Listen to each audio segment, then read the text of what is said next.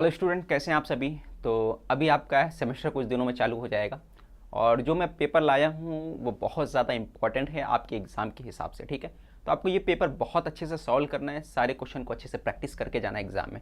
ये क्वेश्चन मैं जो लाया हूँ नवनीत का जो प्रैक्टिस सेट है उसका पीछे का जो पार्ट है सेकंड सेमेस्टर का, वहाँ से लिया हूँ। अक्सर टीचर क्या करते हैं, वही पेपर उठाते हैं, थोड़ा बहुत चेंजिंग करके दे देते हैं, कभी कभी चेंज भी नहीं करते बल्कि पूरा का पूरा सेम टू सेम कॉपी करके दे देते हैं। तो आपको ये क्वेश्चन को अच्छे से प्रैक्टिस करना है, इस पेपर को अच्छे से प्रैक्टिस करना है और एग्ज़ाम में जाना है। और कभी चांस हुआ, और ज़्यादातर चांस ये रहता है, अक्सर स्कूल में यही आता है, अगर आ जाएगा तो आपको 100% चांस है कि अच्छे से अच्छे मार्क्स मिलेंगे।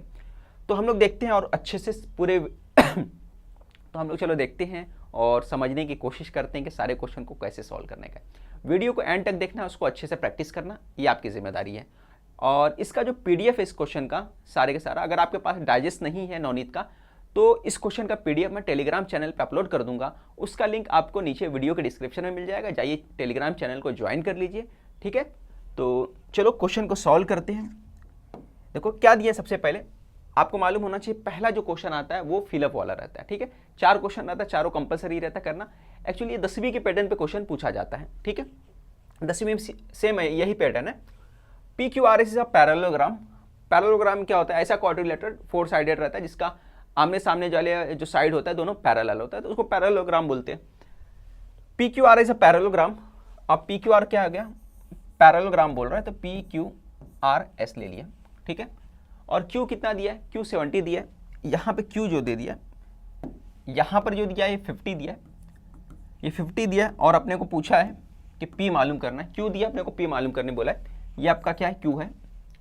तो हमको मालूम कि जो एडजेसेंट एंगल होते हैं पैरेललोग्राम के, वो क्या होते हैं, उनका जो सम होता है 180 होता है। ठीक है, उनका सम जो होता है 180 होता है। तो ये 50 है, तो जाहिर सी बात है कितना होगा, 130 होगा। वो कितना होगा, 130 होगा, ये आपको क्लियर होगा। ठीक है, तो हमारा आंसर कौन सा आ जाएगा, 130, यानी कि ऑप्शन बी हमारा राइट आंसर रहेगा। सभी को क्लियर हो गया। एडजेसेंट साइड कितना होता है, दोनों का सम 180 होता है, ये याद रखिए आप। अगला question, the circles in the same plane with the same centre. क्या बोल रहा है, सेंटर सेम होना चाहिए बट रेडियस जो होना चाहिए उसका रेडाई होना चाहिए, डिफरेंट होना चाहिए। तो सर्कल देखो कुछ इस तरह से होगा, एक सर्कल उसके अंदर दूसरा सर्कल, दोनों सर्कल का देखो सेंटर सेम है। और रेडियस की बात कर ले तो इसका रेडियस जो होगा यहीं तक होगा और दूसरे वाले का जो रेडियस होगा पूरा बाहर तक होगा। तो रेडियस डिफरेंट है, क्या बोला है, रेडियाई क्या होना चाहिए, डिफरेंट होना चाहिए, और सेंटर क्या होना चाहिए, सेम होना चाहिए। सेम सेंटर, रेडियाई क्या है, डिफरेंट है। तो हमारा आंसर क्या होगा, ऐसे सर्कल को क्या बोलते हैं, कोसेंट्रिक सर्कल्स बोलते हैं, इसको क्या बोलते हैं, कोसेंट्रिक सर्कल बोलते हैं। तो हमारा राइट आंसर क्या है, ऑप्शन नंबर डी जो है हमारा राइट आंसर है। सबको समझ में आ गया। तो जिसका सेंटर सेम हो और रेडियाई क्या हो, डिफरेंट हो, उसका रेडियस डिफरेंट हो, तो उसको क्या बोलते हैं, कोसेंट्रिक सर्कल्स बोला जाता है। ठीक है, आगे बढ़ते हैं। Which of the following is value of sine 90। Sine 90 की वैल्यू कितनी, ये अपने से पूछा गया। तो साइन 0 की वैल्यू कितनी होती है ना, साइन 0 की वैल्यू कितनी होती है, हमको मालूम है साइन 0 की वैल्यू 0 होती है। साइन 90 की वैल्यू कितनी होती है, 1 होती है। साइन 90 की वैल्यू कितनी होती है, 1 होती है। और साइन 30 की वैल्यू कितनी होती है, ये आप कमेंट्स करके बताएंगे। ठीक है, चलो आगे बढ़ते हैं। अगला question, the ratio of total surface area. Total surface area का रेशो किसके साथ, सॉलिड हेमिस्फीयर के साथ। ठीक है, total surface area of sphere solid hemisphere के साथ उसका रेशो बताने का। ठीक है, तो ऊपर वाला फॉर्मूला लिख दो। ऊपर क्या आएगा, टोटल सरफेस एरिया का स्फीयर का फॉर्मूला लिख दो।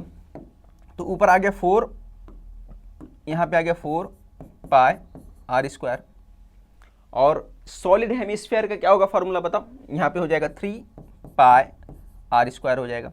ठीक है, अब दोनों कैंसिल कर दो, ये फॉर्मूला आपको याद होना चाहिए। ठीक है, अब हेमी बोला तो उसका आधा मत कर देना। ठीक है, क्योंकि वो सॉलिड बोला इसलिए क्या होगा, पूरा 3 आएगा यहाँ पे फॉर्मूले में। तो ये दोनों कट गया, ऊपर क्या बचा, 4 बचा, है ना, ऊपर 4 बचा, नीचे क्या 3 बचा। पहले क्या आएगा 4, बाद में 3। तो हमारा ऑप्शन क्या होगा, डी हमारा राइट आंसर होगा। क्लियर, सबको समझ में आ गया होगा। आगे चलते हैं, अगले क्वेश्चन को सॉल्व करते हैं। अब यहाँ पे क्वेश्चन नंबर 1 का बी रहता है, 4 क्वेश्चन कंपलसरी रहता है अपने को करना। ये आपका पहला क्वेश्चन दिया, यहाँ पैरेललोग्राम का फोटो दे दिया, ए बी कितना है 5 सेंटीमीटर और ए डी कितना दिया 4 सेंटीमीटर दिया। और अपने को फाइंड क्या करना है, अपने को बी सी और सी डी फाइंड करना है। अपने को क्या फाइंड करना है, बी सी और सी डी फाइंड करना है। ठीक है, हमें क्या दिया, ए बी कितना दे दिया हमारे पास 5 सेंटीमीटर दे दिया। ठीक है, ए बी 5 सेंटीमीटर दिया है, तो ए डी कितना होगा, और क्या मालूम करना है, ए बी किसके सामने, ए बी के सामने क्या, सी डी, ए बी के सामने क्या है, सी डी। यहाँ लिखेंगे सी डी इक्वल टू कितना होगा, 5 हो जाएगा, ठीक है। और रीजन क्या लिखोगे, रीजन लिखोगे opposite side, opposite sides of parallelogram, parallelogram पूरा लिख लेना, पैरेललोग्राम आर कॉन्ग्रुएंट, ये आपको पूरा लिखना पड़ेगा मत, है ना, ये आप पूरा लिख लेना, बस ये रीजन आपको देना रहेगा, opposite sides of parallelogram are congruent, ये रीजन देके आप डायरेक्ट लिख सकते हो। और यहाँ पे आपको इन्फॉर्मेशन देना रहेगा, जो भी इन्फॉर्मेशन दिया है, जैसे मैंने ए बी का दे दिया वो लिखना रहेगा। फिर अगला क्या है, ए डी हमारे पास दिया, ए डी कितना दिया, 4 सेंटीमीटर, तो यहाँ पे लिख दो 4 सेंटीमीटर, यहाँ पे भी सेंटीमीटर लिखना पड़ेगा, है ना, जहाँ जहाँ दिया सेंटीमीटर वहाँ लिखना ज़रूरी है। अब सी डी कितना आ जाएगा, है ना, यहाँ पे सी डी तो निकाल लिया, अब हमारे पास ए डी कितना है, तो बी सी कितना आ जाएगा, देखो बी सी बोला है तो बी सी आ जाएगा हमारे पास 4 सेंटीमीटर, वो भी अपोजिट वाला है। यहाँ रीजन दे दोगे, क्या रीजन दोगे, सेम टू सेम आपको कॉपी कर लेना है, ठीक है। यहाँ रीजन पे क्या करना है, कॉपी कर लेना, जो ऊपर लिखा था सेम टू सेम वही लिखना है यहाँ पे। तो ये बहुत आसान क्वेश्चन था, सबको समझ में आ गया, रीजन लिखना जरूरी है, नहीं तो आपका मार्क्स कट जाएगा, क्लियर। चलो आगे बढ़ते हैं अगले क्वेश्चन की तरफ। ये क्वेश्चन दिया आपका second question, in the figure A B C D are 2 chords of the length 10 centimetre, chord दिया है, कॉर्ड मतलब ए बी हमारे पास कितना दे दिया है, ए बी दे दिया है और सी डी दे दिया है, कितना दे दिया, 10 सेंटीमीटर, ठीक है। ए बी और सी डी दोनों कॉर्ड दे दिया 10 सेंटीमीटर, और क्या बोला है, ओ एम बोला है 3 है, ओ एम कितना हमारे पास 3 है, और इसके अलावा क्या बोला है, ओ एन, और ये दो परपेंडिकुलर जो बोला वो भी लिख दो, ओ एम परपेंडिकुलर है कॉर्ड ए बी के ऊपर, और ओ एन परपेंडिकुलर है कॉर्ड सी डी के ऊपर, दो चीजें परपेंडिकुलर है, क्लियर। और ओ एम की वैल्यू दी है, ओ एम कितना है, 3 है। अब इसके आगे रीजन लिखोगे, देखो ये जो है ए बी और सी डी क्या है, कॉन्ग्रुएंट है ना, दोनों क्या है, इक्वल है ना, इक्वल होने का मतलब क्या है ना, ये फर्स्ट वाला ये लिख दो, दोनों क्या इक्वल है, तो हम लोग डायरेक्ट लिख सकते हैं, ये इक्वल है तो हम लोग क्या बोलेंगे, डायरेक्ट मैं आंसर लिखता हूँ, दूसरे कलर ले लेता हूँ, तो मैं लिखूंगा ओ एन फाइंड करना है ना अपने को, ओ एन कितना आएगा, ओ एन 3 सेंटीमीटर। अब देखो रीजन भी बोला है वाई, तो रीजन क्या लिखोगे, देखो ये इक्वल है होने का मतलब क्या है, ए बी और सी डी दोनों कॉर्ड क्या है, देखो ये कॉर्ड और ये कॉर्ड दोनों क्या है, इक्वल बोला है, दोनों इक्वल होने का मतलब क्या है, दोनों कॉन्ग्रुएंट है, ठीक है। तो लिखोगे congruent, congruent chord are equidistant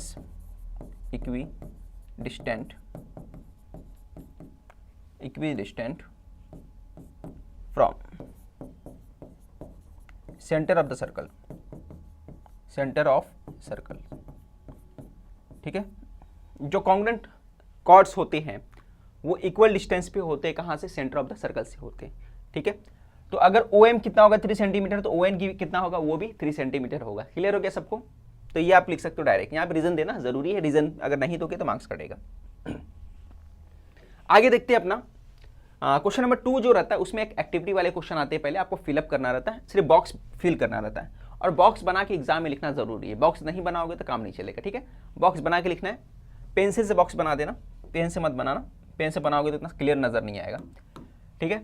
अब यहाँ पे देखो ये फिगर देख के क्या लग रहा है, पहले क्वेश्चन पढ़ लो कि P is the mid point, P क्या है, मिड पॉइंट है, यहाँ पे P दिख रहा है आपको, ये मिड पॉइंट बोल रहा है, और PQ और साइड BC पैरेलल है, PQ कहाँ है, ये PQ है, और BC जो है पैरेलल साइड है, और AQ कितना दिया 5 सेंटीमीटर, AQ कहाँ दिया है, यहाँ पर AQ दिया है 5 सेंटीमीटर दिया है, और अपने को AC मालूम करना है, क्या मालूम करना है, AC मालूम करना है, तो कैसे करेंगे, तो देखो बाय यहाँ पे लिखोगे PQ और साइड BC क्या है, पैरेलल है, और ये जो है मिड पॉइंट है, तो यहाँ पे लिखोगे बाय कन्वर्स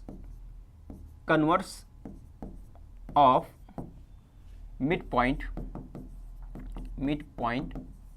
थ्योरम यहाँ लिखा हुआ है, by converse of mid point theorem का इस्तेमाल करोगे। आप जैसे कन्वर्स ऑफ मिड पॉइंट का थ्योरम लगाओगे तो Q is the mid point of side AC, और AC का जो Q जो है ये मिड पॉइंट है, यहाँ का P है, वहाँ का Q है, क्लियर। अब क्या हो जाएगा, AQ यहाँ पे क्या आएगा, AQ, ठीक है।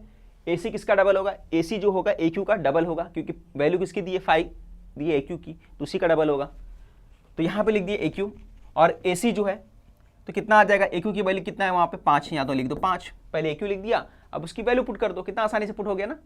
तो ए क्यू की वैल्यू कितनी हो गई, 5 हो गई, क्लियर। अब 5 2 जा 10 हो गया। तो बबुआ घबराओ नहीं, हम है ना यहाँ पे, सब चलेगा, सब क्वेश्चन सॉल्व करेगा, है ना। टेंशन लेने का नहीं, टेंशन देने का और क्वेश्चन को सॉल्व करने का, ठीक है। सारे क्वेश्चन हम लोग सॉल्व करेंगे बिना किसी टेंशन का। अब इसमें कोऑर्डिनेट्स पॉइंट्स वगैरह बताना रहेगा, बहुत आसान है। The Y coordinates point B is, B का वाई कोऑर्डिनेट क्या है बताना है अपने को। बी का है भाई, ढूंढ लो फटाफट, किधर गया रे बाबा तू, बी इधर है ना। बी का क्या ढूंढना है, वाई कोऑर्डिनेट।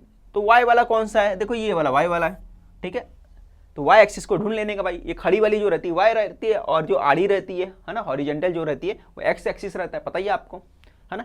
और ये वाला कौन रहता है, वाई एक्सिस रहता है। तो वाई वाला क्या हो गया, -4। देखो यहाँ पे वाई लिखा भी है, इतना ढूंढने की जरूरत नहीं, यहाँ पे एक्स लिखा भी है, तो ये क्या आ गया -4।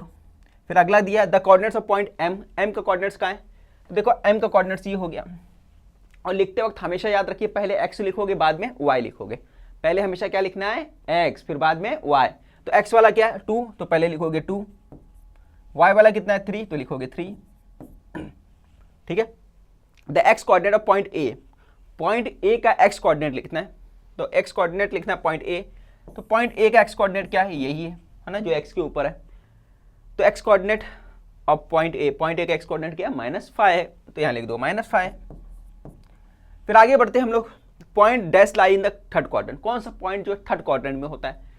तो थर्ड क्वाड्रेंट तो आपको ये याद होना चाहिए, पहला क्वाड्रेंट होता है, ये सेकंड क्वाड्रेंट इसको बोलते हैं, ये वाला जो होता है ये क्या होता है, थर्ड होता है, और ये लास्ट वाला फोर्थ होता है। बिल्कुल सही समझे आप, ये फोर्थ होता है। तो पूछा है कि थर्ड क्वाड्रेंट क्या है, तो थर्ड क्वाड्रेंट में देखो ए दिख रहा है, तो थर्ड क्वाड्रेंट में क्या है, ए है, तो यहाँ लिख दो ए।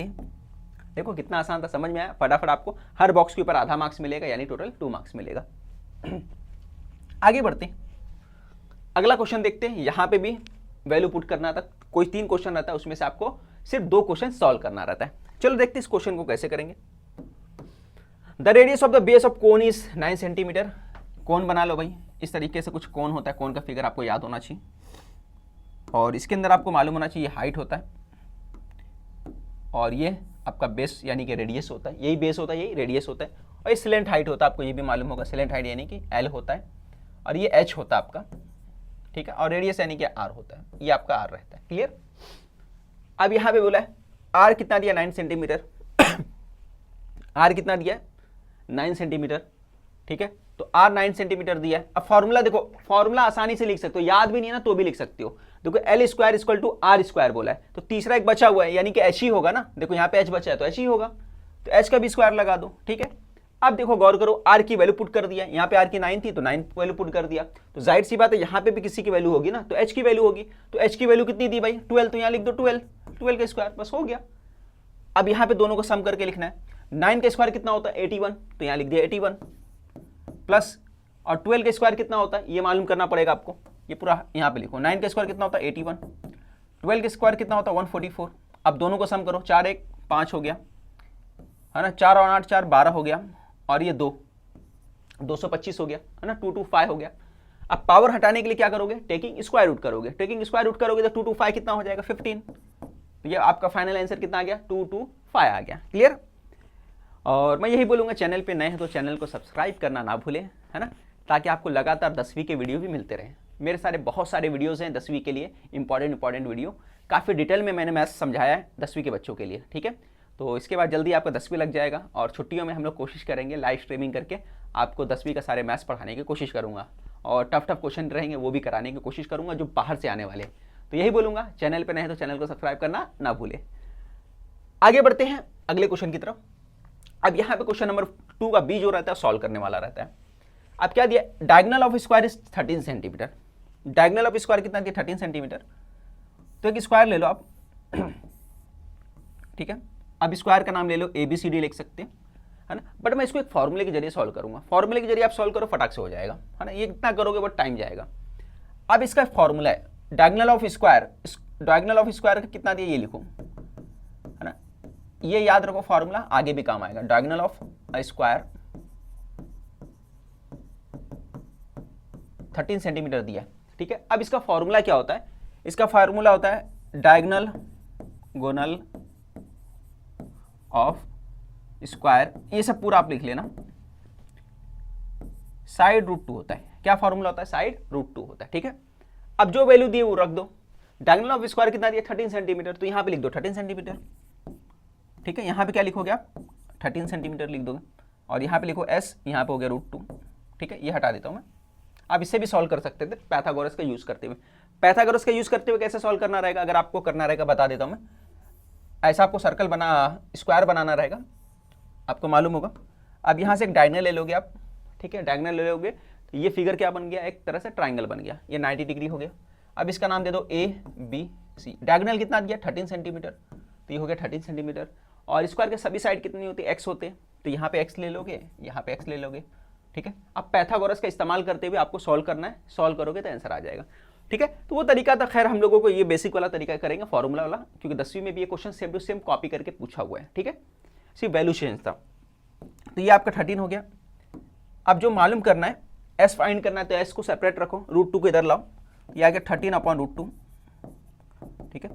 अब हमें नीचे से ना रूट 2 हटाना होता है, कभी भी नीचे से रूट 2 हटाना रहता है तो हम लोग क्या करते हैं, ऊपर नीचे सेम नंबर से मल्टीप्लाई कर देते हैं। तो हम लोग क्या करेंगे, रूट 2 को नीचे ऊपर मल्टीप्लाई कर देंगे, कर दिया मल्टीप्लाई, तो क्या बन जाएगा? ये बन जाएगा आपका रूट 2 मल्टीप्लाई रूट 2 कितना होता है? 2 हो जाता है। रूट 2 मल्टीप्लाई रूट 2 कितना होता है? रूट 4 होता है। रूट 4 किसके इक्वल होता है? 2 के इक्वल होता है ना। रूट 2 मल्टीप्लाई रूट 2 कितना होता है? 4 होता है। और 4 किसके इक्वल होता है? रूट 4 2 के इक्वल होता है, तो आपको पता ही है ना, तो डायरेक्ट लिख दो आप। और ऊपर क्या आएगा? 13 डिवाइड बाय 2 हो गया, साइड क्लियर हो गया।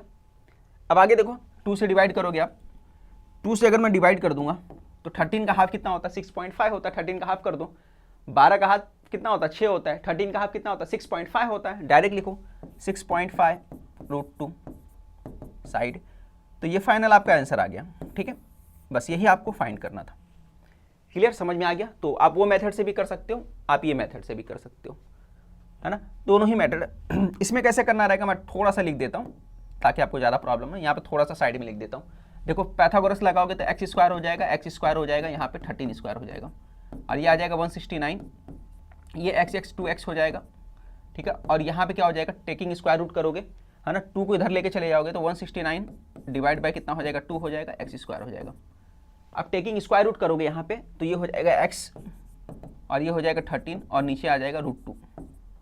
अब इसके आगे कैसे सॉल्व करना है? देखो ये पार्ट और ये पार्ट तकरीबन सेम आ गया, सॉरी ये वाला पार्ट आ गया ना, ये वाला पार्ट आ गया था, ये वाला, ठीक है, ये वाला पार्ट दिख रहा सेम टू सेम, तो इसके आगे सेम है, तो ये मेथड इस्तेमाल कर सकते हैं। यहाँ पे जो है इसके आगे आप सेम टू सेम ये मेथड इस्तेमाल करके सॉल्व कर लोगे। बाकी आपको पैथागोरस लगा के करना है तो ऐसे करोगे। यहाँ पे हमने क्या लगाया? पैथागोरस लगाया, ठीक है। यहाँ पे हमने लगाया PGT, पैथागोरस थ्योरम का इस्तेमाल करके हमने सॉल्व किया। क्लियर, सबको समझ में आ गया होगा। आगे बढ़ते हैं अगले क्वेश्चन की तरफ। चैनल पे नए तो चैनल को सब्सक्राइब करना ना भूले। चलो आगे बढ़ते हैं, और टेलीग्राम चैनल भी ज्वाइन कर लेना ना, उसका लिंक डिस्क्रिप्शन में।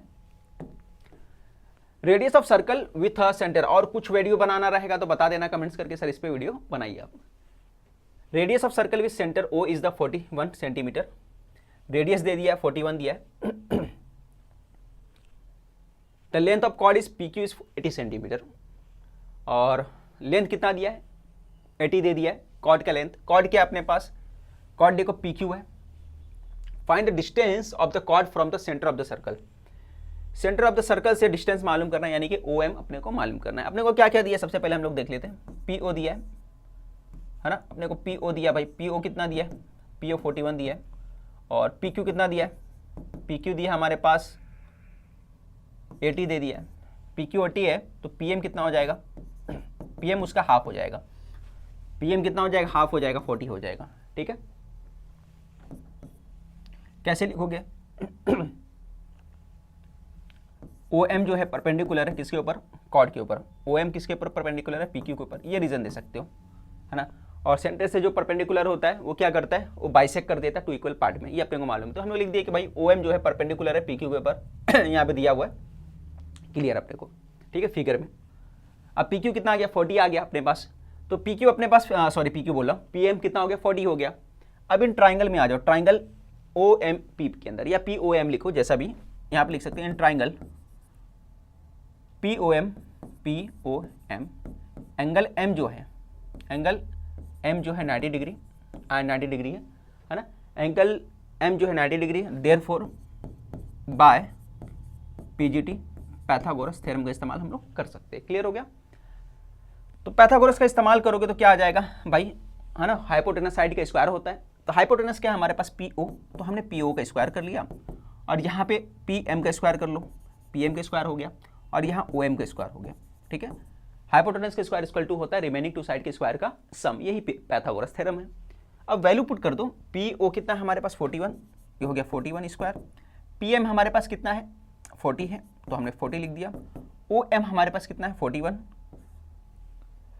ओ एम 41 है ना, ओ एम तो दिया नहीं, फाइंड करना है, ओ एम अपने को फाइंड करना है। ठीक है, अब आगे करते हैं हम लोग।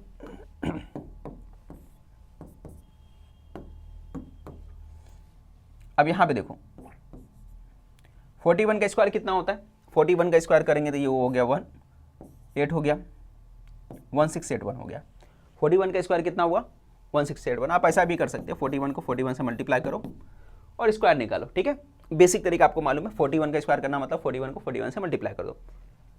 40 का डायरेक्ट कर सकते हो, 4 को 4 से मल्टीप्लाई कर दो, कितना आ गया 16 आ गया, और 0 2 बार लिख दो क्योंकि पावर 2 था, है ना, 0 क्यों 2 बार लिखे क्योंकि पावर 2 था। क्लियर हो गया? अब यहाँ पे हो गया 1600, अब 1600 उस तरफ जाएगा तो क्या हो जाएगा, माइनस हो जाएगा, 1600 जो होगा 1681 के पास चले जाएगा,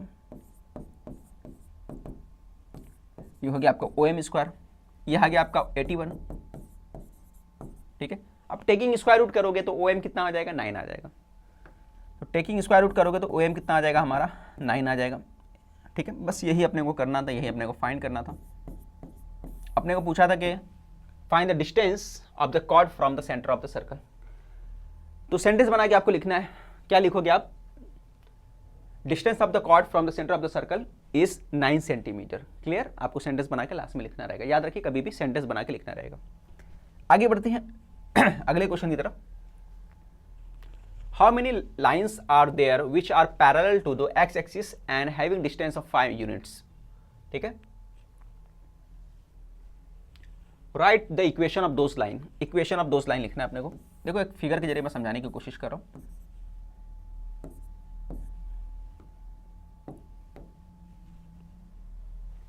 how many lines are there which are parallel to X axis, distance of 5 units.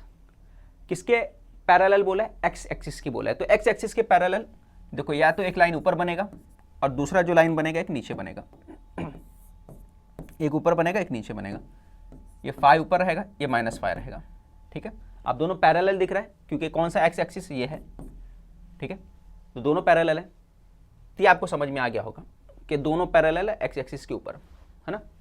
तो कितने लाइन बन रहे हैं, तो जाहिर सी बात है 2 लाइन बनेंगे, तो लिखोगे there are 2 lines, there are 2 lines. Figure बनाने की ज़रूरत नहीं है आपको, याद रखिए फिगर बनाने की ज़रूरत नहीं है, सिर्फ आपको समझाने के लिए बता दिया। देयर आर 2 लाइन्स, है ना, एक ऊपर एक नीचे। इक्वेशन पूछा है अब इक्वेशन पूछा है तो कैसे लिखोगे, देखो इक्वेशन 2 है, एक ऊपर लिखना पड़ेगा एक नीचे, तो एक आ गया आपका y इक्वल टू, है ना, y के ऊपर बन रहा है ना, तो y इक्वल टू 5 आ गया ऊपर वाला, और दूसरा वाला y इक्वल टू -5। इस तरीके से आपको करना रहेगा। ठीक है, मेरे ख्याल से आपको समझ में आ गया होगा। ये आपका इक्वेशन हो गया y equal to 5, y equal to -5। Clear?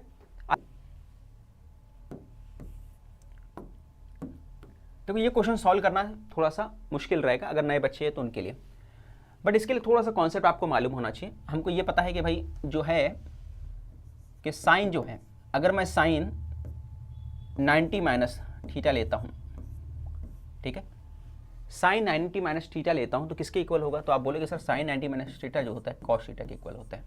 ये फॉर्मूले का इस्तेमाल करना है। ठीक है, तो इसी फॉर्मूले का इस्तेमाल करते हुए हमको ये क्या करना है, सॉल्व करना है। ठीक है, तो हम लोग ये लिख सकते हैं, देखो डायरेक्ट इसी से इस्तेमाल करते हैं। वी नो दैट एक्चुअली इसको बीच में लिखना था, ये पार्ट को बीच में लिखना था, मैंने ऊपर ही लिख दिया। ठीक है, अब जो आपका क्वेश्चन है वो लिख दो, कोस जो है 40 प्लस एक्स है इक्वल टू साइन 30 है आपका। ठीक है, अब 30 जो है 30 को कैसे लिख सकते हो, अगर मैं बोलूँ कि 90 माइनस 60 क्या होता है, तो आप बोलोगे सर 90 माइनस 60 तो 30 होता है, तो इसका मतलब ये है कि मैं इस 30 की जगह पे 90 माइनस 60 लिख सकता हूँ, तो बिल्कुल लिख सकता हूँ, है ना। तो मैं वही करूँगा, मैं इस 30 की जगह क्या लिखूंगा, 90 माइनस 60 लिख दूंगा, क्योंकि 90 माइनस 60 भी किसके इक्वल होता है, 30 के इक्वल होता है। क्लियर हो गया। यहाँ पे वही सेम रहेगा और सही है, यहाँ पे साइन ही रहेगा, cos 40 प्लस एक्स हो गया। अब जैसे यहाँ पे क्या होता है, साइन 90 माइनस थीटा, तो क्या होता है, कैसे चेंज होता है, साइन के साथ क्या लिखते हैं, ये थीटा को लिख देते हैं ना, थीटा को लिखते हैं, साइन चेंज हो जाता है, किसमें हो जाता है, कॉस में हो जाता है, थीटा को लिखना पड़ता है अपने को, और यहाँ पे साइन चेंज होकर किसमें हो जाता है, कॉस में हो जाता है। तो यहाँ पे क्या लिखोगे, साइन की जगह क्या लिखोगे, यहाँ पे कॉस लिखा गया था तो कॉस लिख दो, और थीटा की जगह क्या दिया, यहाँ पे थीटा की जगह देखो 60 दिया है, तो क्या लिख दोगे 60, तो यहाँ लिख दो 60। ठीक है, यहाँ का सेम टू सेम वैसे लिखूँ 40 प्लस एक्स। अब देखो दोनों तरफ कॉस है, दोनों तरफ क्या है, कॉस है, तो कॉस से कॉस कट जाएगा, कट कर दो भाई, कॉस से कॉस कट गया, 40 प्लस एक्स हो गया, और यहाँ पे कितना आ गया 60, 40 उस तरफ जाएगा, शिफ्ट हो जाएगा, 60 माइनस 40 हो गया, और 60 में से 40 माइनस करोगे तो कितना आ जाएगा 20। ये हमारा आंसर आ गया। ठीक है, यही अपने को फाइंड करना था, ये हमारा आंसर है। तो मेरे ख्याल से आपको समझ में आ गया कैसे सॉल्व करना था। ठीक है, तो बेसिक क्वेश्चन था, आपको ये ध्यान रखना है, जैसे यहाँ पे साइन 90 माइनस थीटा होता है, इसी तरह कॉस जो होता है 90 माइनस थीटा जो किसके इक्वल होता है ना, सेम टू सेम वैसे ही होता है। आप कमेंट्स करके बताओ, ठीक है, आप कमेंट्स करके बताओ कॉस 90 माइनस थीटा किसके इक्वल होता है।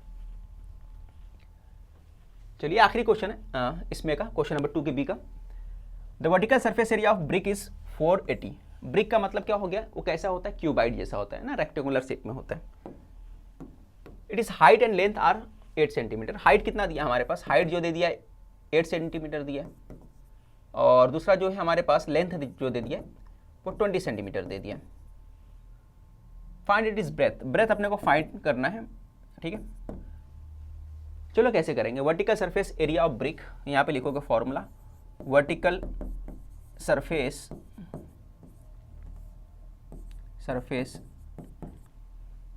Area of brick.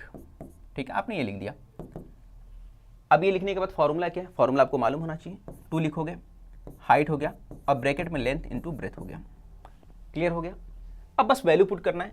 अब ब्रिक का वैल्यू कितना दिया है, देखो 480 दिया है, तो यहाँ पे क्या लिखोगे आप 480, तो यहाँ पे आपने लिख दिया 480।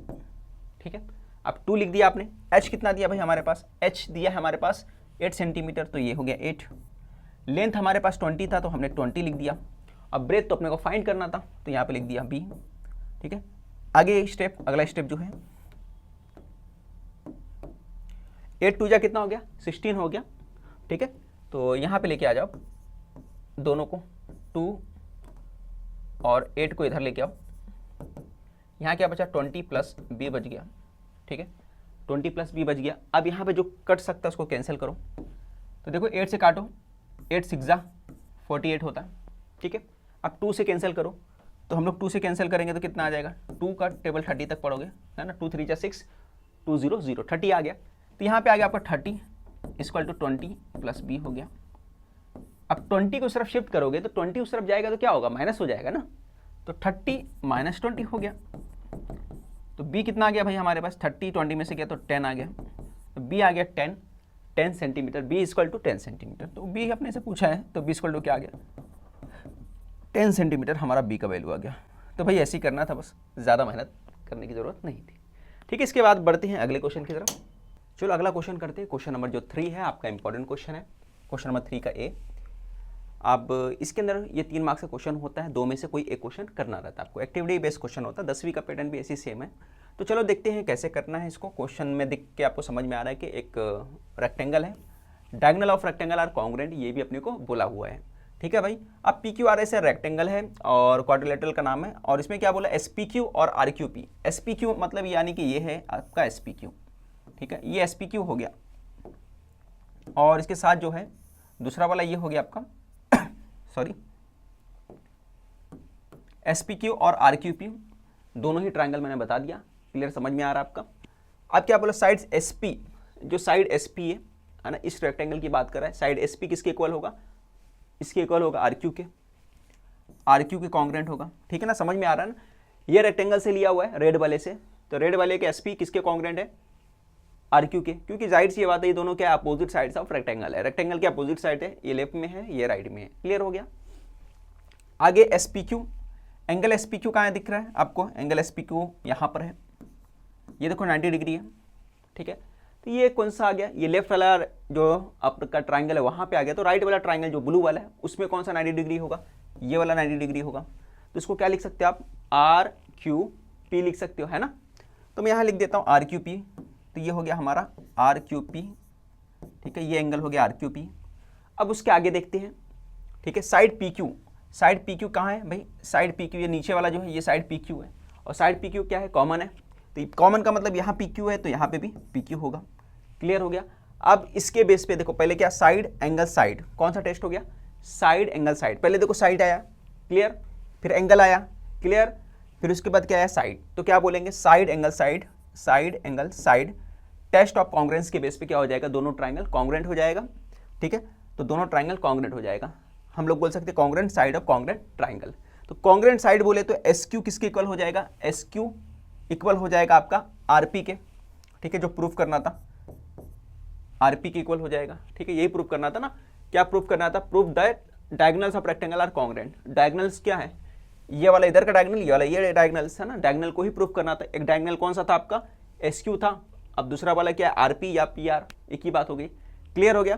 तो diagonals of rectangle are congruent, यहाँ क्या लिखोगे, कॉन्ग्रेंट, फाइनल आपका आंसर होगा diagonal of rectangle are congruent, ये प्रूफ करना था कॉन्ग्रेंट। क्लियर, समझ में आ गया सभी को। चलो आगे बढ़ते हैं अगले क्वेश्चन की तरफ। आप चैनल पे नए तो मैं यही बोलूँगा, क्वेश्चन को परफेक्ट करके जाना एग्जाम में चांसेस है इससे पेपर आने के, ठीक है। अब आपको ये फिगर दिया इस तरह से घुमा के थोड़ा सा, और एक्टिविटी क्वेश्चन है तो ज़्यादा घबराने की जरूरत नहीं, आपको पूरा पढ़ लेने का। A child playing with building blocks which are of the shape of cubes has built a structure shown the edge of each cube is 3 centimetre.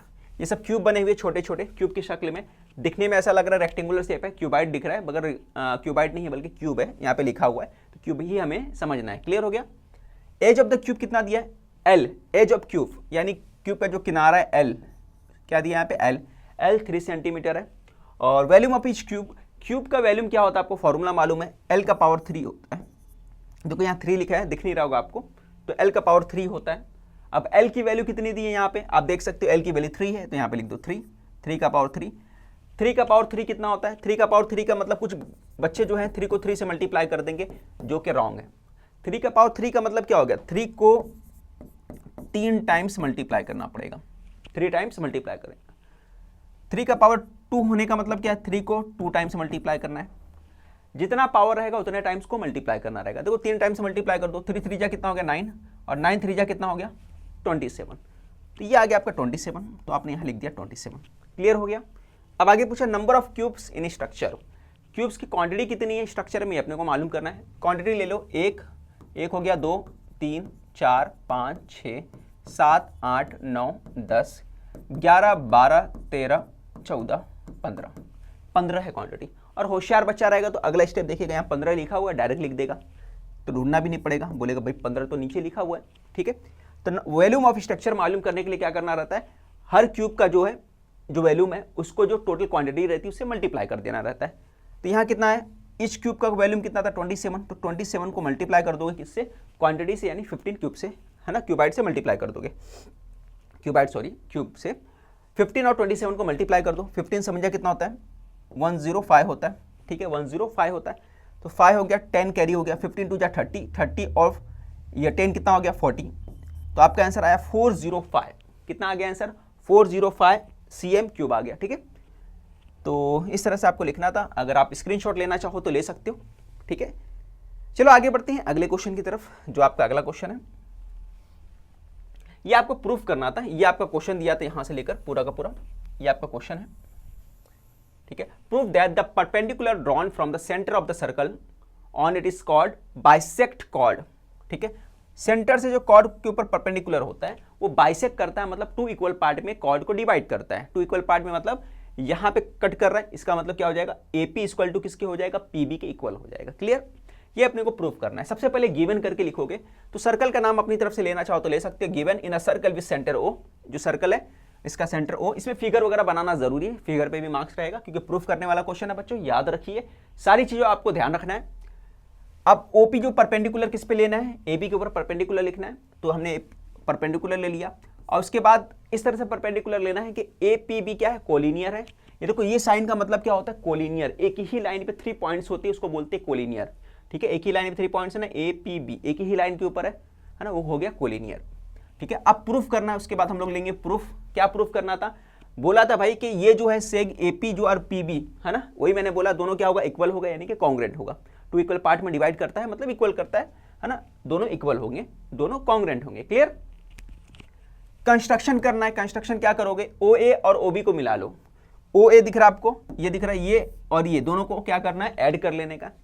ठीक है, अब प्रूफ करना है। प्रूफ में आ जाओ। इन right angle triangle OPA, right angle triangle दिख रहा है ओपीए, ओपीए इसके अंदर, ठीक है, और दूसरा कहां दिख रहा है, ओपीबी के अंदर। ठीक है, ये दोनों तरफ एक लेफ्ट वाला एक राइट वाला ले लो।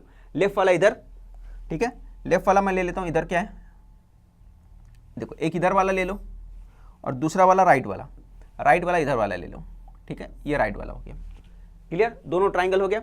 अब इसके अंदर हाइपोटेनस जो हो गया, दोनों हाइपोटेनस इक्वल हो गया। ओ ए इक्वल है किसके, ओ बी के, क्योंकि रेडियस है ना, रेडियाई ऑफ सेम सर्कल है तो दोनों इक्वल होगा। रेडियस होने का मतलब क्या होता है, रेडियस कहीं भी घुमा के लो एक ही होने वाला है, इक्वल ही होने वाला है। ठीक है, तो हाइपोटेनस ओ ए हाइपोटेनस ओ बी के इक्वल है, क्या है, radii of the same circle, same circle के रेडियाई है। ठीक है, आगे साइड ओपी जो है कॉमन है, साइड ओपी दिख रहा है आपको, ये साइड ओपी क्या कॉमन है, दोनों में नजर आ रहा है, ये वाले ट्राइंगल में भी ये वाले ट्राइंगल में भी ओपी क्या हो गया, कॉमन हो गया।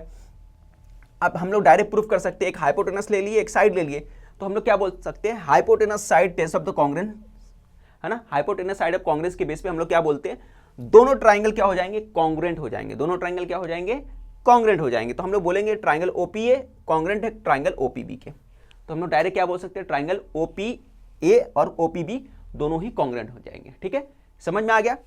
तो दोनों ही ट्राइंगल कॉन्ग्रेंट हो जाएंगे और इस बेस पे हम लोग क्या बोल सकते हैं कि एपी और सेक बीपी ये भी क्या होगा, कॉन्ग्रेंट होगा, congruent side of congruent triangle. जब दोनों ट्राइंगल कॉन्ग्रेंट होंगे तो उसके साइड जो होते हैं वो भी कॉन्ग्रेंट होंगे, तो हम लोग बोल सकते हैं कि एपी जो किसके इक्वल होगा, पीबी के इक्वल हो जाएगा। तो हम लोग बोल सकते हैं, क्या बोल सकते हैं, एपी जो इक्वल होगा किसके, पीबी के हो जाएगा। ठीक है, अगर कॉन्ग्रेंट ट्राइंगल प्रूफ कर दिए तो उसके साइड भी क्या होते हैं, कॉन्ग्रेंट होते हैं, सारे जो करस्पॉन्डिंग साइड होते हैं एक दूसरे के कॉन्ग्रेंट होते हैं। तो हमें प्रूफ करना था, हमने प्रूफ कर दिया। इससे पहले मैंने वीडियो बनाया है लीनियर इक्वेशन इन 2 वेरिएबल्स वाला, जो चैप्टर उसको काफ़ी कंप्लीट कराया, काफ़ी अच्छे से कराया है। वो वीडियो आपने नहीं देखा तो उसका लिंक आपको वीडियो के डिस्क्रिप्शन में मिल जाएगा, वो देख लीजिए। साथ ही साथ मैंने सर्कल के कुछ क्वेश्चन अच्छे से कराए हैं, पहला एक्सरसाइज कंप्लीट करा दिया है। अगर वो वीडियो भी नहीं देखा तो वो वीडियो का भी लिंक आपको वीडियो के डिस्क्रिप्शन में मिल जाएगा, वो भी जाके वीडियो देख लीजिए। ठीक है, और साथ ही साथ मैं फाइनेंशियल प्लानिंग का वीडियो बना रहा हूँ, वो भी देख लेना आप, उसका भी लिंक मिल जाएगा आपको। चलो, ट्रिग्नोमेट्री का भी बनाऊंगा, सारे वीडियो जितने भी है 9 के चैप्टर सारे के सारे वीडियो आपको वीडियो के डिस्क्रिप्शन में मिलेगा, वहां से जाइए, चेक करिए और सारे चैप्टर देख डालिए और एग्जाम में अच्छे मार्क्स लेके आइए और कमेंट्स करिए बाद में कि सर हमारा मार्क्स अच्छा आया। ठीक है, चलो बच्चों आगे बढ़ते हैं और हमारे साथ चैनल पे जुड़े रहिए ताकि आपको नए नए वीडियो मिलते रहे, है ना, हमेशा की तरह, और 10वीं का पूरा लेक्चर आपको अच्छे से मिलता रहे। ठीक है, 2 मिनट में मोबाइल को बंद करता हूँ। चलो भाई, अब आगे करते हैं।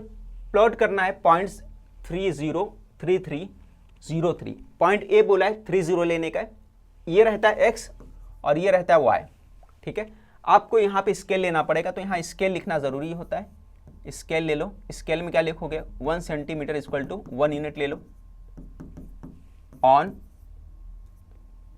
यहाँ पे लिखो ऑन बोथ एक्सिस। ठीक है, ऑन बोथ एक्सिस स्केल ले लिए, 1 सेंटीमीटर इक्वल टू 1 यूनिट ले लिया हमने। अब ए कितना हो गया, 30 रहेगा, एक्स क्या रहेगा 3, एक्स कितना रहेगा 3, ये हो गया एक्स 3 और वाई रहेगा 0, यानी कि पॉइंट कहाँ आएगा, इसी के ऊपर आएगा। क्लियर हो गया, पहला पॉइंट आपका आ गया 30। और उसके बाद दूसरे में एक्स कितना है 3 और वाई भी कितना है 3, दोनों 3 है, तो एक्स 3 और वाई भी 3 कहाँ मिलेगा, यहाँ पे मिलेगा, तो दूसरा पॉइंट यहाँ पे हो गया। पहले पॉइंट का नाम था ए, तो हमने यहाँ पे लिख देना ए, यहाँ पे हमने लिख दिया ए हो गया ये हमारा। दूसरा वाला जो पॉइंट है ये हमारा बी था, तो हमने लिख दिया बी। तीसरा पॉइंट है 0 और 3, एक्स 0 रहेगा, वाई कितना रहेगा 3, तो वाई 3 कहाँ बच्चों, तो वाई 3 यहाँ पे है ना, और एक्स 0 है तो एक्स तो कुछ रहेगा ही नहीं।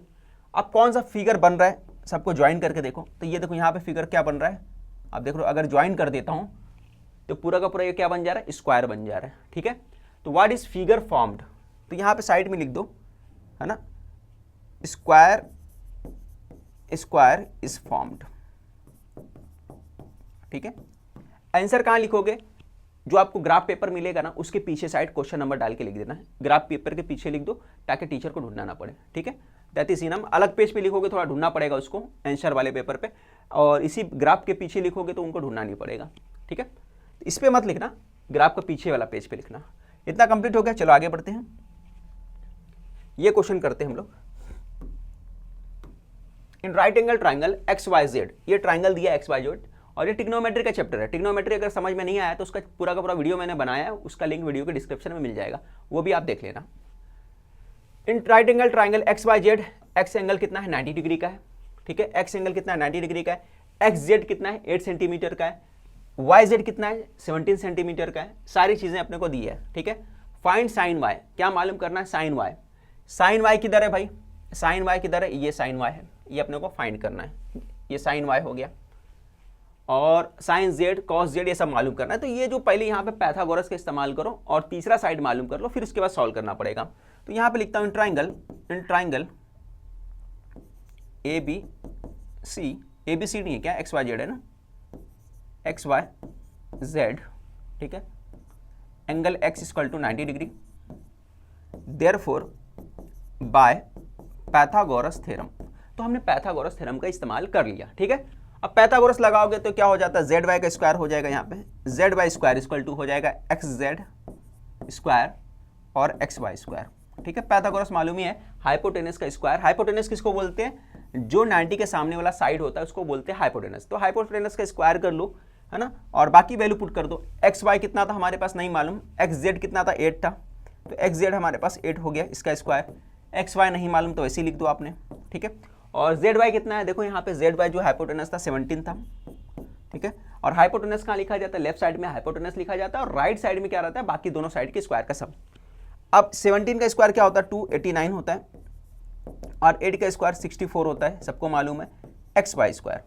अब आगे कैसे सॉल्व करोगे, यहाँ पे आप देखो आगे क्या करोगे, शिफ्ट कर दोगे 64 को 289 के पास शिफ्ट करोगे, तो ये हो जाएगा 289 माइनस 64 हो गया आपका एक्स वाई स्क्वायर, है ना। माइनस करोगे 9 में से 4 गया तो 5 आ गया, 8 में से 6 गया तो 2 आ गया, 2 आ गया।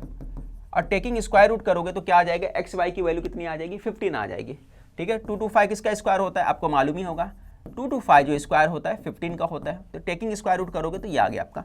अच्छा, हर बच्चे को मालूम होना चाहिए। अच्छा, 14 का स्क्वायर आप कमेंट्स करके बताओ 14 का स्क्वायर क्या होता है, ठीक है, फटाफट बताओ, तो मैं समझ जाऊंगा तुम अच्छा वाला बच्चे हो, प्यारा वाला बच्चे हो, ठीक है। तो एक्स वाई कितना आ गया, 15 आ गया। क्लियर, सबको समझ में आ गया। तो इस तरीके से हमको क्या करना है, सबसे पहले हम लोगों को एक्स वाई निकालना है, तो एक्स वाई हमारा 15 आ गया। क्लियर हो गया, अपने को समझ में आ गया।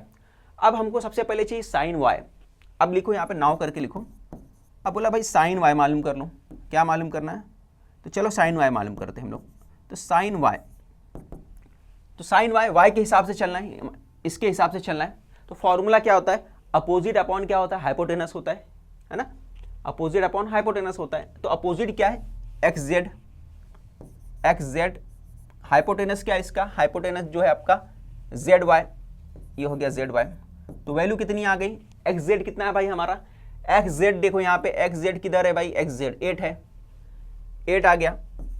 और हाइपोटेनस कितना, जेड वाई 17, तो हमारा आ गया आंसर 8/17, ठीक है। उसके बाद क्या लेना है, कॉस वाई लेने का है, कॉस वाई लेना है। तो हमने लिखना है कॉस वाई। कॉस वाई का फॉर्मूला क्या होता है, एडजेसेंट यानी कि एक्स वाई, एडजेसेंट अपॉन क्या होता है, हाइपोटेनस। तो एडजेसेंट क्या है हमारे पास, एक्स वाई हो गया, अपॉन हाइपोटेनस क्या, जेड वाई, है ना। ये कितना एक्स वाई कितना, 15/17। तो इस तरीके से हमने कॉस वाई भी निकाल लिया और साइन वाई निकाल लिया। अब हमें आगे निकालना है, जो उसके आगे का पार्ट है, उसमें हमें भाई निकालना है कि साइन जेड निकालना, टेन वाई निकालना। क्या निकालना है, टेन वाई। तो टेन वाई भी निकाल लो आप। तो टेन वाई कैसे निकालोगे, टेन वाई का फॉर्मूला क्या होता है, अपोजिट अपॉन एडजेसेंट होता है। अपोजिट क्या है, एक्स जेड, अपोजिट क्या है, एक्स जेड। तो यहाँ लिख दो x Z upon hypotenuse, hypotenuse नहीं एडजेसेंट होता है ना, एक्स वाई, एक्स वाई हो गया। एक्स जेड कितना हमारे पास 8 और एडजेसेंट कितना है 15, एक्स वाई 15। तो 10 वाई भी निकल गया हमारे पास। अब देखो अगला हमको क्या निकालना है, साइन जेड और कॉस जेड निकालना है। क्या निकालना है, साइन जेड और कॉस जेड। तो साइन जेड जेड के हिसाब से चलना है, यानी कि इसके हिसाब से चलना है। तो साइन जेड जो है हमारा, है ना, साइन जेड के हिसाब से चलना है। तो भाई साइन जेड क्या होगा बताओ फटाफट। साइन जेड, जेड यानी इसका अपोजिट, इसका अपोजिट क्या है X Y, opposite upon hypotenuse, sine का फॉर्मूला होता है। अपोजिट क्या है एक्स वाई अपॉन हाइपोटेनस क्या है जेड वाई। सबका हाइपोटेनस तो सबका सेम ही है, तो नीचे 17 आने वाला सबका, 17 पे खतरा है ना, 17 पे खतरा बोले तो 12। एक्स वाई कितना आएगा बोलो फटाफट, एक्स वाई कितना आ गया 15, तो यहाँ लिख दो 15। क्या बोलती है ना, समझ में आई क्या पब्लिक को। तो साइन जेड कितना आ गया, इतना आ गया 15/17 आ गया। चलो आगे देखते हैं हम लोग क्या, साइन जेड हो गया, कॉस जेड कैसे करेंगे। कॉस जेड भाई मेरे, कॉस जेड क्या होगा, क्या फॉर्मूला हमने देखा कॉस जेड के लिए। कॉस जेड जो होता है क्या होगा, कॉस जेड, कॉस जेड क्या होगा एडजेसेंट अपॉन हाइपोटेनस। एडजेसेंट क्या है एक्स जेड, एडजेसेंट क्या है एक्स जेड है, तो यहाँ लिख दो एक्स जेड अपॉन हाइपोटेनस, तो बार बार वही आने वाला है जेड वाई। एक्स जेड कितना है 8/17। ओके, समझ में आ गया सभी को। तो देखो इस तरह से करना था आपको, बस फॉर्मूला याद होना चाहिए है ना, सबको अगर फॉर्मूला याद है तो कर लोगे। अच्छा मैंने ये सारे बताया, आप कमेंट्स करके बताओ कॉड का फॉर्मूला क्या है, कॉड का फॉर्मूला क्या है, अपोजिट अपॉन क्या है ना, किसके अपोजिट है क्या है। जैसे हम लोग साइन का लेते हैं ना अपोजिट अपॉन हाइपोटेनस, इसी तरह कॉड का फॉर्मूला क्या होगा ये आप कमेंट्स करके बताओगे। ठीक है आगे बढ़ते हैं। अच्छा इसका आपको स्क्रीनशॉट लेना होगा, चलो स्क्रीनशॉट ले लो इसका, और अगला क्वेश्चन देखते हैं। अगला क्वेश्चन आप क्या कर सकते हो, ये वाला आपका अगला क्वेश्चन हो गया। If the surface area of sphere is 2826, surface area दिया आपने को, तो मैं यहाँ पे लिख देता हूँ सरफेस एरिया। सबसे पहले ये हो गया भाई सरफेस एरिया, सरफेस एरिया कितना दिया 2826 दिया है। ठीक है, वॉल्यूम फाइंड करना है, वॉल्यूम कैसे फाइंड करने का, वॉल्यूम तो अपने को मालूम करना भाई। तो सरफेस एरिया का फॉर्मूला अपने को मालूम होना चाहिए, क्या है surface area, surface area of sphere, क्या फॉर्मूला है, फॉर्मूले पे मार्क्स होता है तो लिखना जरूरी है 4πr², ये फॉर्मूला है। क्लियर हो गया। अब वैल्यू पुट करो, सरफेस एरिया कितना दिया है, सरफेस एरिया ऑफ स्फीयर यहां पे लिखना पड़ेगा, स्फीयर लिख देना, मैंने यहां पे नहीं लिखा था। सरफेस एरिया ऑफ स्फीयर कितना दिया 2826 सेंटीमीटर स्क्वायर दिया था, तो यहां लिख दो 2826 और यहाँ पे आएगा 4πr²। ठीक है, और भी वैल्यू दिया था ना, काय का वैल्यू दिया था, पाई की वैल्यू दी, तो पाई की वैल्यू भी पुट कर दो, यहाँ पे पाई की वैल्यू भी पुट कर दो 3.14, और क्या दिया है πr²। ठीक है, समझ में आ गया, पाई की वैल्यू हमने पुट कर दिया। अब ये पूरा इधर लाओ, शिफ्ट करो लेफ्ट साइड में ले जाके। ठीक है, सॉल्व करना है, तो 2826 डिवाइड 4 3.14 r², ये हो गया r² की वैल्यू। अब इसके बाद क्या करोगे, इसके बाद देखो अगला स्टेप क्या होगा। अगला स्टेप आप क्या कर सकते हो, अब यहां पर r² दिया है ना, और यहां पर 3.14 दिया है, तो अगर मैं यहां से ये हटाता हूं, क्या हटाता हूं, पॉइंट हटाऊंगा तो ऊपर क्या आ जाएगा 100 आ जाएगा। ठीक है, पॉइंट हटाऊंगा तो ऊपर क्या आएगा 100, क्योंकि पॉइंट के बाद कितने डिजिट है, 2 डिजिट है तो 100 आएगा, 1 डिजिट रहता तो 10 आता। ठीक है, अब सॉल्व करो, सॉल्व कैसे करोगे, 2 से डिवाइड करो। चलो 2 से डिवाइड कर लेते हैं हम लोग, 2 से डिवाइड करूंगा तो कितना हो जाएगा 2 1 2, ये हो जाएगा 157। ठीक है, अब ऊपर डिवाइड करो, 2 1 2, 2 4 जा, 2 1 2, 2 3 जा, 1413। अब 157 क्या एक प्राइम नंबर है, क्या कटेगा 157 से डायरेक्ट, तो हम एक अंदाजा लगा के डायरेक्ट चेक कर सकते हैं। 157 को अगर 10 टाइम्स पढ़ोगे है ना, 157 को 10 टाइम्स पढ़ोगे तो कितना आ जाएगा 1570 आ जाएगा, एक जीरो बढ़ जाएगा, यानी 1500 कुछ हो जाएगा। तो हम लोगों को 10 टाइम्स नहीं बल्कि 9 टाइम्स पढ़ के एक बार चेक कर लेते हैं। तो 157 को अगर मैं 9 टाइम्स पढ़ता हूं तो देखो कितना आता है, 9 7 जा 63, 9 5 जा 45, 51 हो गया, 6 कैरी वाला लिया तो। ठीक है, यहाँ 5 है, 9 1 जा 9 और 5 14, तो 1413 आ गया अगर मैं 157 को 9 टाइम्स पढ़ रहा हूँ, यानी पूरा कैंसिल आ रहा है, यही आ रहा है हमारा, यही हमको चाहिए था, 1413 आ रहा है, बिल्कुल सेटिस्फाई कर रहा है। तो 157 को कितने टाइम्स पढ़ोगे आप 9 टाइम्स, तो 9 टाइम्स पढ़ा तो ये कैंसिल हो गया। अब अगला स्टेप देखो, इसके बाद क्या करने का, ये लिखने के बाद r² पूरा का पूरा मैं वापस लिखता हूँ, ये हो गया आपका 109 डिवाइड बाय, अच्छा 4 से डिवाइड कर दो, यहाँ पे एक बार और 4 से डिवाइड कर दो, 4 को डिवाइड करोगे 200 है ना इससे, तो मेरे हिसाब से 4 से डिवाइड नहीं करोगे तो भी चल जाएगा, मैं थोड़ा आसान बताता हूँ, मैं इसको आसान करके बताता हूँ। ये 100 हो गया, 194, ठीक है, 194 हो गया। अब चलो इसको मैं हटा देता हूँ।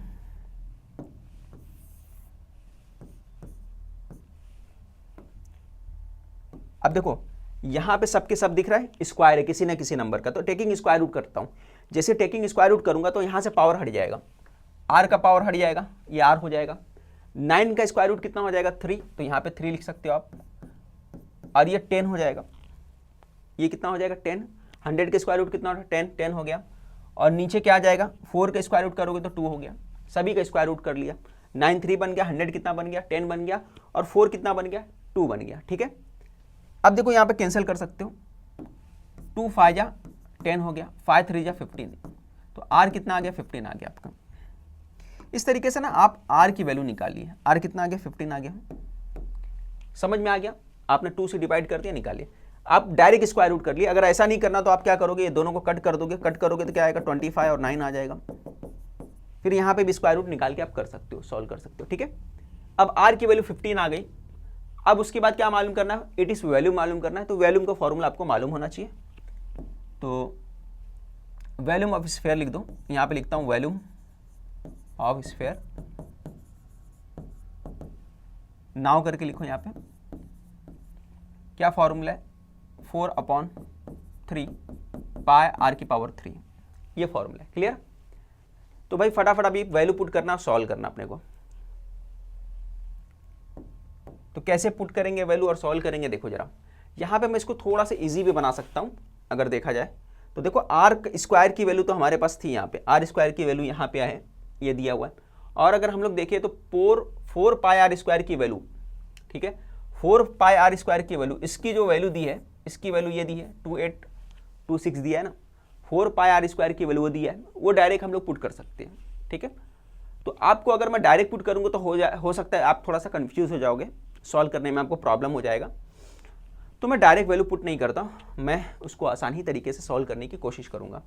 बट उसमें क्या होगा, अगर वो डायरेक्ट वैल्यू पुट नहीं करोगे आप, तो उसमें क्या होगा ना, थोड़ा सा क्या होगा, प्रॉब्लम हो जाएगा आपको सॉल्व करने में, क्योंकि 3.14 है, उसको सॉल्व करना पड़ जाएगा, तो वो थोड़ा सा कन्फ्यूजन वाला मामला है। तो मैं एक काम करता हूँ, ये 4/4 की वैल्यू जो दी हुई थी, है ना, ये पूरा का पूरा देखो वैल्यू दिया हुआ था ना यहाँ पे, 4/4, ये इसकी वैल्यू इसके बराबर थी, तो मैं डायरेक्ट लिख सकता हूँ, मैं लिख सकता हूँ इसको, अगर मैं तोड़ूंगा थोड़ा सा, 4 पाई आर स्क्वायर r/3, इसको ऐसा लिख सकता हूँ।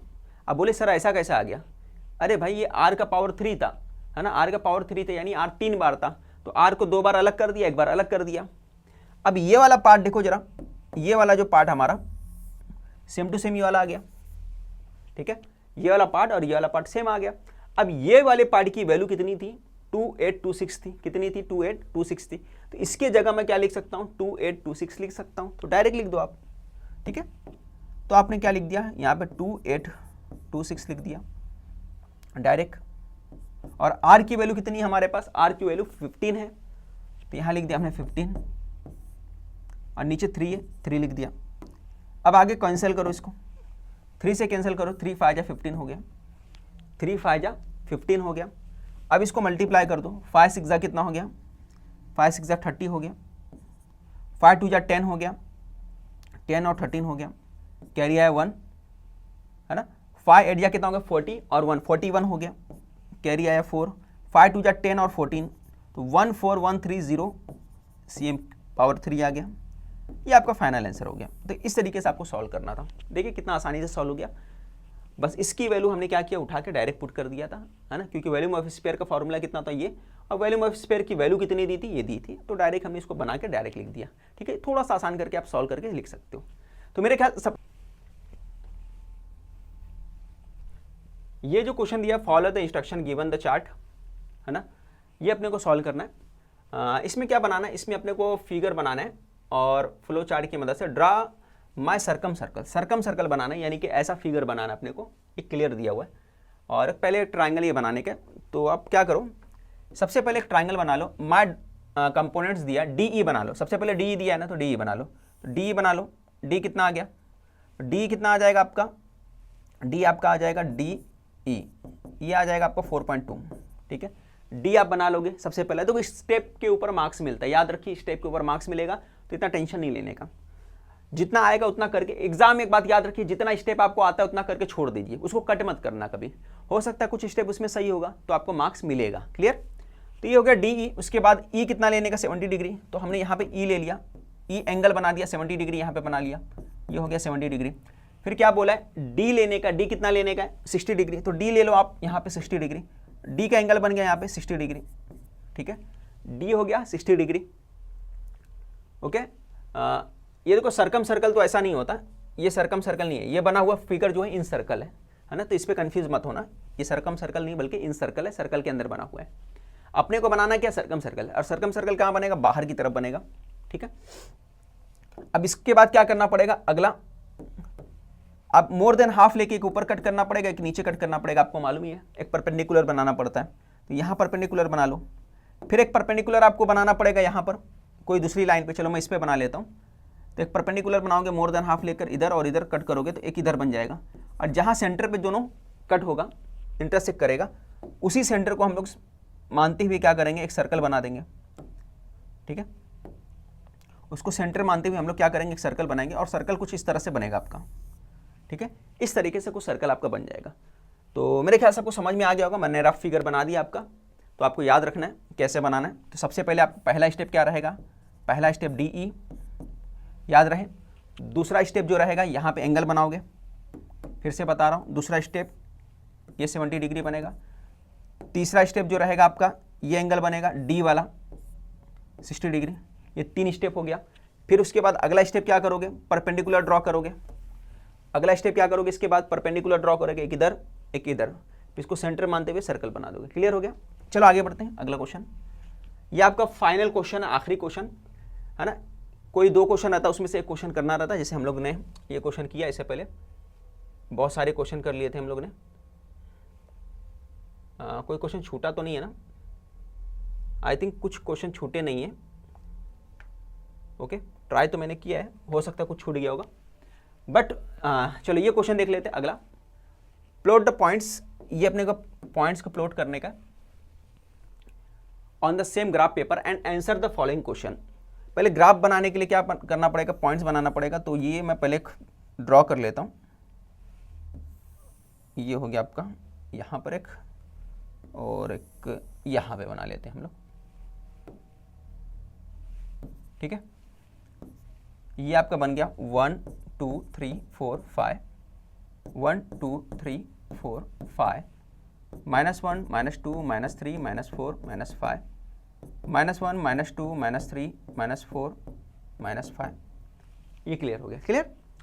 अब उसके बाद क्या बोल रहा है कि are the points P Q R collinear. मगर उससे पहले अपने को पॉइंट्स लेने का। पॉइंट्स क्या है, पी जो दिया -3 और 4 दिया है, पी जो दिया -3 और 4 दिया है, पी -3 और x क्या है, पहला वाला क्या होता है, x होता है, दूसरा वाला y होता है। आपको मालूम होगा अच्छे से, पहला वाला x, यानी x क्या है, -3 दिया। तो -3 कहाँ पे, x वाला -3, यहाँ पे x वाला है ना, ये देखो ये x होता है और ये आपका y होता है। ठीक है, ये हो गया -3 और y होगा पॉजिटिव, यानी इस क्वाड्रेंट की बात कर रहा है। -3 और 4 कहाँ पे आएगा, यहाँ पे इस पर ज्वाइन करेगा। ठीक है, उसके बाद क्या बोल रहा है, q जो हो गया -3 q जो होगा दोनों -3 रहेगा। तो -3 कहाँ पे होगा, ये देखो ये -3 और ये -3 दोनों यहाँ पे आएगा। ठीक है, और उसके बाद बोल रहा है r क्या है, x माइनस रहेगा, y 0 रहेगा, x माइनस y 0। तो x माइनस यानी कि यहाँ पे y 0 है। ठीक है, तो यहाँ पर आएगा। तो ये एक सीधी सी लाइन बन रही है अपनी, एक अपनी सीधी लाइन बनेगी यहाँ पे, दिख रहा है आपको। ये आपकी सीधी लाइन एक बन गई यहाँ पे। ओके, ये पॉइंट्स बन गए आपके। अब यहाँ पे पॉइंट्स लिख सकते हो, कौन कौन सा पॉइंट है। यहाँ पे जो पॉइंट्स था -3 और 4 जो था, ये हो गया आपका P। फिर उसके बाद Q जो था, ये हो गया आपका Q, और ये हो गया आपका R। ठीक है, अब सवाल क्या पूछा है, सबका आंसर देने का है। Are the points are collinear, yes है ना, पॉइंट्स आर कोलिनियर, या इसके आगे क्या लिखोगे, यस पॉइंट्स आर कोलिनियर लिख दोगे, हो गया। If the points are collinear, then the line passing through point PQR is a parallel to which axis? किस एक्सिस के पैरेलल है, दिख रहा है आपको, है ना। इसके सामने वाला कौन है, मेरे सामने वाली खिड़की में एक चांद से टुकड़ा रहती है ना। तो इसके सामने कौन रहता है, y रहता है ना। इसके सामने जो पैरेलल दिख रहा है, क्या दिख रहा है, y दिख रहा है ना। देखो यहाँ पे y है, तो y पैरेलल है। तो कौन सा एक्सिस पैरेलल है? तो if the point the line passing through PQ are parallel to which axis? Parallel to y axis. ठीक है, क्या लिखोगे? पैरेलल टू y एक्सिस हो गया। आखिरी question, right the equation of the line. Equation of the line, line का equation अपने को लिखने का है। ठीक है, तो इक्वेशन क्या लिख सकते हैं इसमें? देखो इक्वेशन इसका इक्वेशन क्या क्या आ सकता है? देखो एक इक्वेशन तो ये आएगा, ये जो आया है ये लिख सकते हैं ना अपना, कौन सा? ये वाला। तो यहाँ पे क्या इक्वेशन है? पी आर, आर जो है हमारे पास ये इक्वेशन है, ये कहाँ पे मिल रहा है? यहाँ पे मिल रहा है। तो इसका हो जाएगा y equal to minus Y नहीं x equal to -3, x equal to -3 आ गया, पहला ये हो गया। और क्या हो सकता है? अब यहाँ पे देखो x और -3 ना, p कौन सा था? -3 और 4 था। ठीक है, इक्वेशन ऑफ द लाइन बोला है, थोड़ा प्रॉब्लम करेगा आपको। ये r एक इक्वेशन तो ये हो गया, इसको इस तरफ भी करके लिख सकते हो, x -3 इक्वल टू 0। ठीक है, ये दोनों लिख सकते हो, x इक्वल टू -3 लिख सकते हो या फिर x -3 इक्वल टू 0। तो ये इक्वेशन लिख सकते हो। तो यहाँ पे हमारा पेपर कंप्लीट हो गया है ना। और वीडियो कैसा लगा कमेंट्स करके ज़रूर बताएं। तो मिलते हैं नेक्स्ट वीडियो में। ठीक है, बेस्ट ऑफ लक, उम्मीद है कि पेपर सबका अच्छा जाएगा।